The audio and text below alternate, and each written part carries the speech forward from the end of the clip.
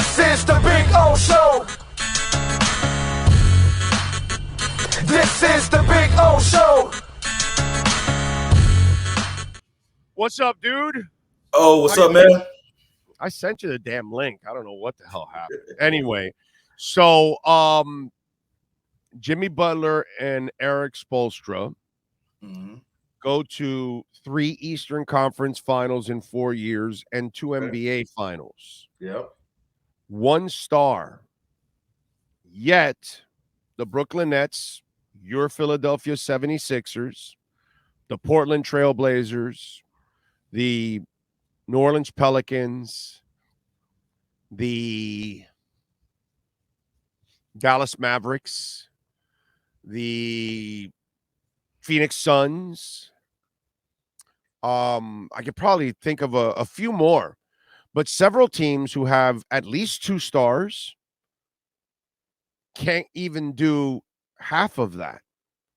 How impressive is that? And you being a Sixers fan, who, by the way, they also had they even added Jimmy Butler 1 year and still couldn't do it.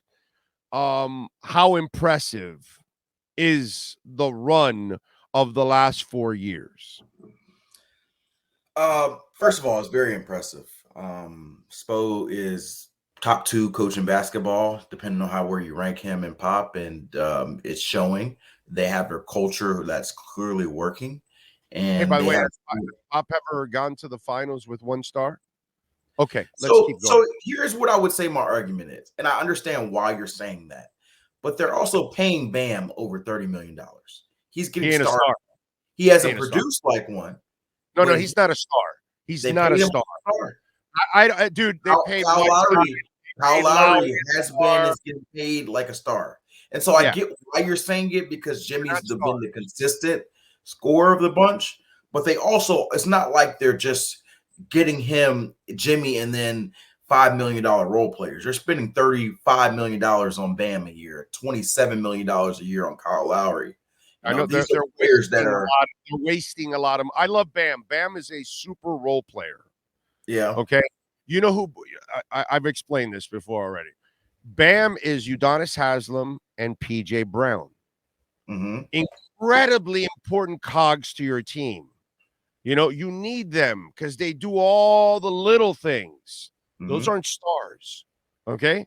None of them are stars, the 3 guys I talked about, but all 3 guys are imperative and important to the success of your team, because you need other players outside of stars. In 2010, it proved it, that you had to go get Shane Battier, and you had to go get Ray Allen, you had to go get guys, because, bro, you were running the point with Mike Bibby. Like, what the, and that was the problem. So you have to improve the quality of your players. But as I've told fans out there, because we've had this stupid discussion about Bam, Bam's a fantastic player. He's not a star. Caleb Martin is the guy I said has a chance to be a star, and look how he has played overall. That's what a star looks like in today's NBA. You got to be able to score at will. Absolutely. And so here's what I would say. Caleb Martin has starred in his role as a role player. I think Caleb Martin is the epitome of a role player, but he's excelled his sort of his ceiling, quote unquote. I still do believe, based on their roles and what they were intended to be, Bam is your 2nd star. Kyle Lowry is your 3rd star. Both have underachieved what they were supposed to do. You don't believe that. But they went and got this guys. They went and got Kyle Lowry to be the 3rd. Because they made a mistake doesn't justify it, my brother. Right. That doesn't justify anything. The Heat screwed up. That's it. Correct. But it's the same token. It's the same token like the Sixers, right? We talk about the Sixers a lot because they failed, right? James Harden has struggled in those big moments, but he is still considered their 2nd star. No? Yeah. And so I would argue he has not played up to the star avenue very often. In fact, Tyrese Maxey outplayed him at times. Tobias Harris outplayed. So just because he's underachieving or underperforming his contract does not mean he's not a star anymore. And so that's the way I look at it in the like of some of these players with Bam and Kyle Lowry. You and I differ on that. Is Harden is a choker in big moments. He stars in non-pressure moments all throughout the season and all that. But unfortunately, all throughout his career, in key moments, in the biggest moment, put it this way, in the biggest moments of his career, he has disappeared. And that's been Harden's problem. He's like Jaylen Brown. He's a star, but he gets a lot of the choker label thing because unfortunately, they're talking about his ankle, with Jason Tatum, and I'm like, well, then what's Jaylen Brown's excuse? Because don't give me that shit. Jimmy has a screwed up ankle, and he tweaked it up again last night. You know what I'm saying? So Gabe missed the game and then came back and scored some points and helped his team out. So I don't want to hear these excuses, and that's my problem. I don't want to hear it either. And Joel so Embiid was playing on a torn knee all series. So Harden is a star because he carries your offensive unit every night. But unfortunately, in the biggest moments of his career, he disappears. As for Bam doesn't carry you offensively every night. He's kind of a guy that goes off of what your offense is doing. Right. So if guys are playing well, the ball's moving, then he gets the cut to the basket, alley-oops, give and goes, all that kind of stuff. But the offense doesn't run through him like a real star does. So you know what I'm saying? True, but I will say Philly's offense rolls through Embiid, not Harden. And that was some of Harden's gripes because it does not. And so you talk about them not being the same offensive impact. Well, you look at what they did this season in the regular season. Bam, 20.5 points a game, 9.2 rebounds a game. Yeah. James Harden, 21 points a game, 6 rebounds, 10 assists. Right? Yeah, so, it looks good. Bam that's averaging a half a point less than James Harden, and Bam's not a star, but James Harden is. It doesn't. Well, James is a star only because offenses run through him, and he has shown in the past. Past offenses have run through in the past. Now, remember, Kyle James Lowry, past Toronto Raptors offenses used to run through Kyle Lowry, but that was 5 years ago. He's not the same. Oh, yeah. And Kyle was an all-star. I would never call him like a superstar or anything. But Kyle and Rose a regular star, not a superstar. Yeah, they were like all-stars. But but on the Harden thing, in the past, he has played like that. Yeah, where the whole offense through him and he carried it. Nowadays, he's not the same player. He doesn't shoot the same. The efficiency's gone way down. It's different than what he was. But you said you would still consider him a star. Yeah. Right. Yeah. And just the same way I would consider Bam a star, even though he hasn't. That's my only argument. The whole point, your core of your issue is right on the money. Their development is great. The reason they won that series is because of Caleb Martin. And Caleb Martin's a guy that, they developed. They got the most out of him. I thought he probably had a good argument to be the Eastern Conference Final MVP. Oh, he should have been. That was bad. That was bad. Jimmy, and I'm not mad on Jimmy getting any of his props, but Caleb lifted them to a level that they weren't before. Getting Gabe Vincent, those contributions, Max Strus, those are guys that other teams don't have. And that to me is what makes the Heat different and allows them to win these series where they're underdogs, quote unquote, because they've got 7, 8, 9 dudes that can give you 10, 15, 20 points at a given basis. And so the Heat, this team, I told you last series, I think they win the title. I know the Nuggets are this juggernaut team with Jokic, who's an incredible player. And I think I saw the odds at the Nuggets were like minus 350 or minus 360 going into the series, which is unreal. I get it. The Heat are still an 8 seed. They're still a team that people don't respect, but you've seen them knock down Milwaukee. They've knocked down Boston. I just don't have any worries that they can go into Denver and steal a game, 1 or 2. And win this series. Now, it's going to be a tough challenge. Maybe it's not one yet, but I'm not betting against Jimmy Butler. And so I think the Heat win this. No, I mean, Denver's supposed to win just like Boston's supposed to win. But at this point, counting out the Heat is just stupid. Yeah. It's ridiculous. You know what I'm saying? You just can't do that already at this point. They have gone against all logic.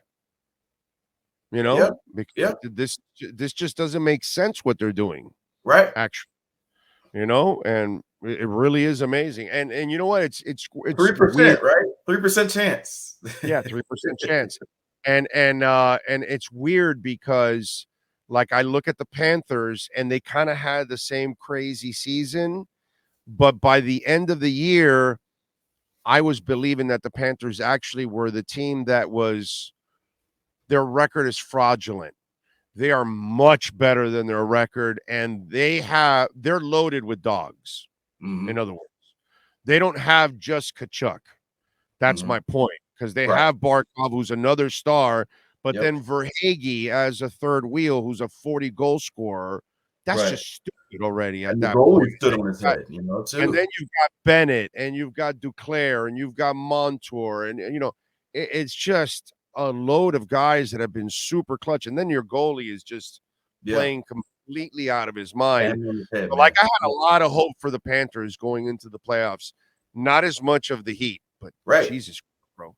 Yeah, exceeded every expectation. I think I told you I got a buddy who's a huge Heat fan. He actually came over to the house yesterday, watched the game. He was nervous the whole time, but he was the guy who told me, "Hey, if we win a couple games in the opening series, we just gotta, get, for the opening series, for the 1 versus the 8, we just keep it moving, try again next year." So these are like hardcore fans. The expectations weren't NBA Finals, for most folks. Maybe there's some fans that say, "Hey," but a lot of it was wishful. They've exceeded every expectation, and I'm not going to stop now and thinking they can exceed once again and beat the Nuggets.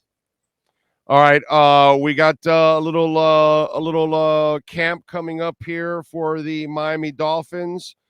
First of all, Brandon Shell ends up signing with the Buffalo Bills. Your thoughts on Shell, a guy that helped the Dolphins out last year, did end up injured.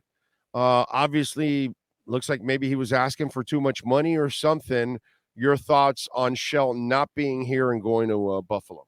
Yeah, I actually put that news out, broke that news out there, actually leaving the movie theaters on Memorial Day with my family. Not a surprise to me. I think I told you guys this. I didn't report on NFL Network, but I told you guys about 3 weeks ago they had not made an offer, to my understanding, to Brandon Shell. And so, it surprised a lot of people. They went after Isaiah Wynn and Cedric Ogu, I don't even know how to pronounce his last name, instead at the tackle position. And that clearly was their evaluation. Brandon Shell did not sign for a ton of money. I think that he can make up to about $2 million with incentives. So it's just a little bit over the veteran minimum. It's not anything that was going to be cost prohibitive for Miami. They just chose to go in a different direction. Essentially, they preferred Isaiah Wynn over Brandon Shell. So we'll see if they're right. But I think they like the versatility and the youth. That's probably it. And Isaiah Wynn's got the experience in the wide zone. The reality is Brandon Shell was really good. I wouldn't say really good, but he was a really good fill-in. He was a really good fill-in off the streets. You don't expect that type of contributions. He started 11 games at right tackle, and it didn't look like he was swimming the whole time. Yeah. The problem is the only time the poor kid struggled is when they put him at left tackle. Yes, exactly. And that might be ultimately why he's not here. You're ideally looking for somebody that can be your third tackle. I told you they want to start Austin Jackson. So if you want to start Austin Jackson and you're going to start Teron Armstead, you ideally want somebody that's going to be your third tackle, that if Teron gets hurt, he can pop in there. If Austin Jackson struggles or get hurt, he can pop in there. If Liam Eichenberg struggles, I can pop him in there. And so you've got Isaiah Wynn, who's ideally can be a 3-position backup, which gives you more versatility than maybe a 1-position backup in Brandon Shell. So maybe that's their thought process. It is. But for the Bills, for the Bills, they get a guy who ideally is going to give them proven depth. They've got a right tackle in Spencer Brown, who's ideally the starter, but he's had some struggles and some injuries as well. So he kind of is their version of a Austin Jackson, although not as highly drafted. And so Brandon Shell can get some real time this year, but we'll see. Miami will have to see him twice a year if he does. OTAs don't bring you much, but you get to see who's healthy, maybe who's not, who's in shape, maybe who's not. And then you get to see some of the changes. And, some of the buzz last week was obviously Tua, who we were already seeing in the Nick pictures with his trainer, that he was already looking bigger and thicker. But dude, how about Jalen Waddle? Yeah. Jalen Waddle was another guy that that added a little bit of a force field on his body there. Absolutely. So he told us when we were talking to him last week at OTAs that he put some weight on, and he kind of perked up when he said it. And so everybody's asking like how much weight. He didn't want to tell. He said, "Hey, nah, I don't want to get into that info, but y'all gonna see." He's like, "Y'all gonna see it out here, and y'all also gonna see it when I try to run somebody over." And we all kind of thought he was joking, but you know, he looks like he's put on some legitimate weight. He's always been a guy who's been under 200 pounds.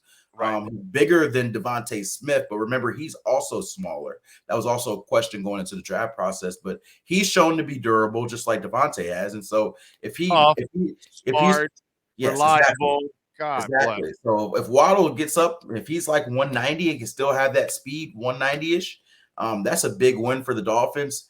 He's already a strong dude for his size. If you get him stronger, helps you yards after catch, helps you be able to, you know, break some of those plays more for 70 yards instead of just 10. And I think that's the big win. So, you know, it's funny because when I look at Waddle and Tua, some of the things that I look different than others, than most, okay, year one. So year one, you bring these guys on, right? And then what happens? You have no line, you have no running game. Tua has to learn to make the quickest decisions he's ever made in his life. Yep. Yep. He has the tightest windows he's ever had in his life. Mm-hmm. He's always, you know, he's played on teams in Alabama that had speed, that the windows were, as I always say in college football, the windows are sliding glass doors. Right. In the NFL, they're bathroom doors. They're bathroom windows. I'm sorry. Mm-hmm. So, you know, you're showering. It's your little window in the shower, you know, that you can look outside and all that. That's the window you get in the NFL. Right. In college, they're sliding glass doors. Right. And so the point is that one of the reasons why I was even more excited about Tua after the first year is what people didn't understand. Mm-hmm. I said, well, once he gets a line and he gets a running game and he gets receivers that can get separation, I know what he can do because I saw it in Alabama. Right. Now you gave him the worst scenario possible, and yet he still won, and he still was productive in the worst scenario possible. He hit the tightest windows. If I remember correctly, he was either the number 1 or number 2 rated passer in tight windows or whatever it was. I forgot how that stat is. Yeah. And then Waddle on the other side. Okay, what have I seen you do at Alabama? Well, you've been playing with sliding glass doors, blowing the doors off defenses. You know what you did last year, right? So I know what he can do. And I was like, well, once we get this going, I know what Waddle can do. But this year, he showed me I can be a possession receiver in small areas and be tough and take on hits, because he took on a whole bunch of unnecessary hits because you put him in a position that he wasn't supposed to be playing in. But that tough son of a bitch showed you that he can do that also. So to me, the way I looked at Tua's first year was it was outstanding, where others were looking at it the other way, like, oh, it wasn't that impressive. And yeah, of course, because he's a product of what you didn't have. So what you didn't have, he made the best of what you at least gave him. That's the way I looked at it. And then now you gave him better ingredients, and guess what he is? The number 1 rated passer. And when I look at Waddle and what he did last year, it's like, yo, dude, I knew that was coming. But when he showed me the first year, that's what shows me he's special.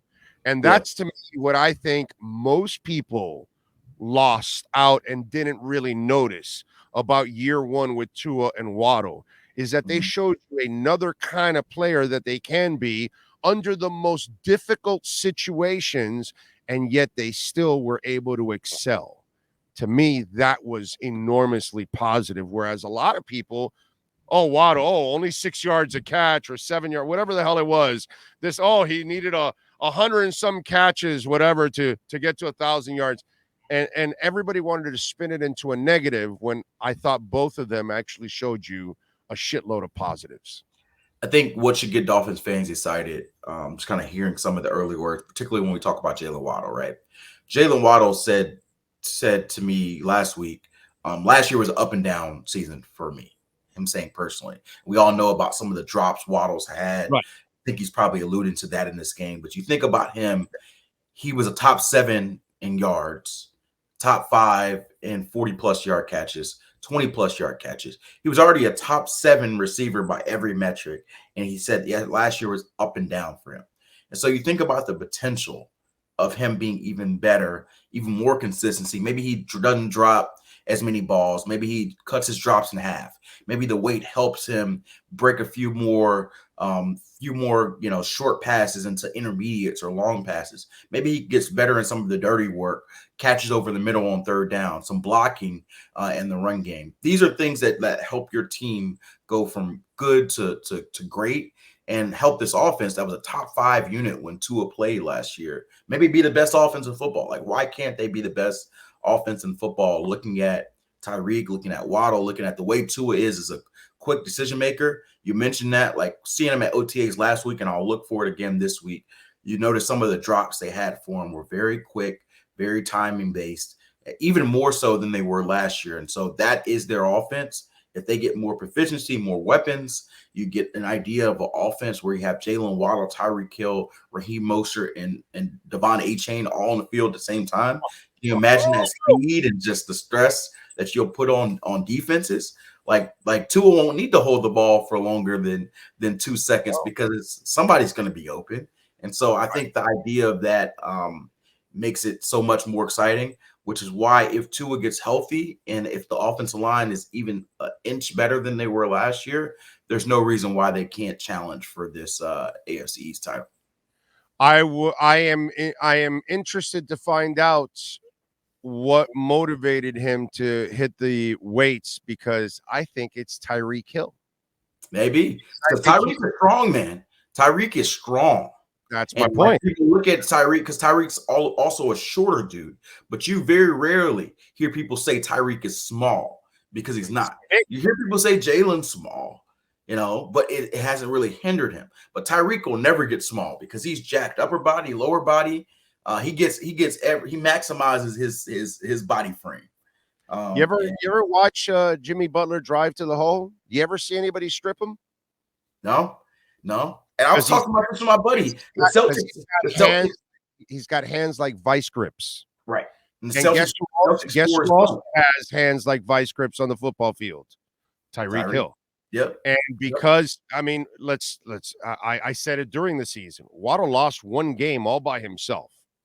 The 2 fumbles were in that one game. He lost the game all by his lonesome with those 2 fumbles. And I think he knows that. I think that was him trying to force some plays that game, trying to make some plays. But yeah, that's fantastic that he knows it. That's fantastic that he admits it. And that's fantastic that he attacks it. You know what I mean? And I think that's what it's all about. He sees Tyreek.